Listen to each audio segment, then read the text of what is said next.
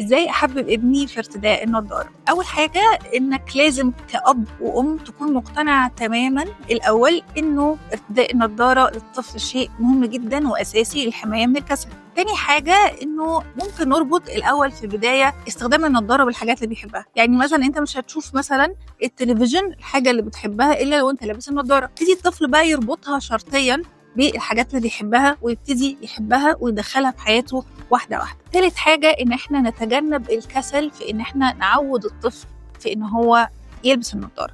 يعني كتير جدًا آباء وأمهات بيدخلوا يقولوا لي: لأ أصل أنا ما عرفتش ألبسه النضارة، لأ أصل هو بيغلبني عشان ألبس النضارة. أنا عارفة إن الموضوع صعب ولكن مش مستحيل.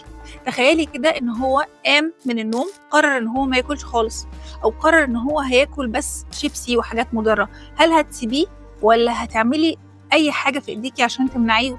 لإن ده جزء من صحته العامة. طب ما هو النظر برضه جزء من صحته العامة.